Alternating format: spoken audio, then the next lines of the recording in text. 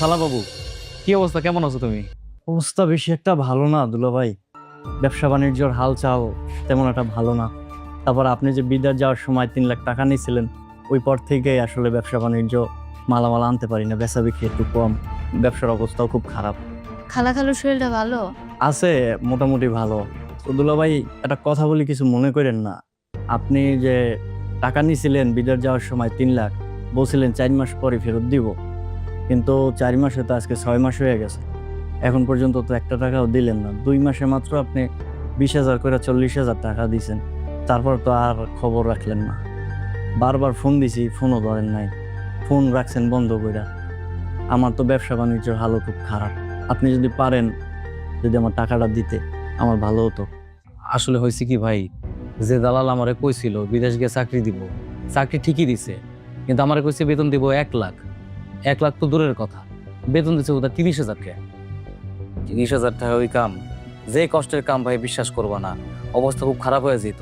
আমি তো ঠিক মতো বাড়িতেই টাকা বাড়াইতে পারতাম না। আমি ভাবছিলাম যে 3-4 মাস টাকা জোগায় তোমার টাকাটা দিমো। আমার অবস্থা খুব খারাপ ছিল ভাই। আর যে কাম, ওই কামে এই টাকা পোষাইতো না, কি করবো কও? যা হওয়ার হয়েছে দুলা ভাই, এখন আর এ কথা শুনে কি করবো। আপনি তো জানেন আমার অবস্থা, ব্যবসা বাণিজ্যের অবস্থাও খারাপ, বউ বাচ্চা নিয়ে থাকি, ভাড়া ভরা খাওয়ালাম।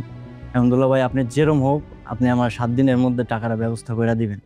আচ্ছা আপা, তাহলে আজকে গেলাম, ঠিক আছে? আর দুলা ভাই, কথাটা মাথায় রেখেন। মেজাজটা কার না খারাপ লাগে কও?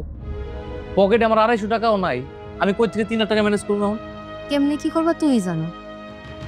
আমার খালতো ভাই, যদি এই টাকা নিয়ে কোনো ঝামেলা হয়, আত্মীয় স্বজনের কাছে মুখ দেখাইতে পারবো না। তো তুমি যা করবা তাড়াতাড়ি করো, টাকার ব্যবস্থা করো। কি শুরু করলা? সবাই মিলে আমার চাপ দিয়ে খুব খুশি আছো তাই না? আমি কই থেকে এতগুলো টাকা ম্যানেজ করবো? তোমার মতো কোনো আক্কল জ্ঞানই নাই। আমার বোনটাও বুঝতেছে না।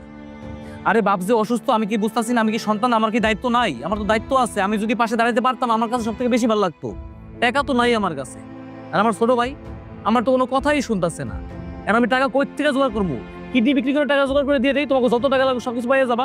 কেন তোমার ছোট ভাইয়ের কাছে কি তুমি 3 লাখ টাকা চাও? তোমার ছোট ভাইয়ের ব্যাংকে তো অনেক টাকা আছে। পাগল হইছো? আমার ছোট ভাইকে আমার টাকা দিব? টাকা দেবো না কেন? তুমি যখন 3 লাখ টাকা আনছো, তখন 2.5 লাখ টাকাতে তুমি বিদেশ গেছো। 50,000 টাকা দিয়ে ভাইয়া দোকান দিছে, আর সেই দোকান দিয়েই তো আজকে এত কিছু। তাহলে টাকা দিব না কেন? ঠিক কথাই কইছো। সতলে তো আমার ভাই।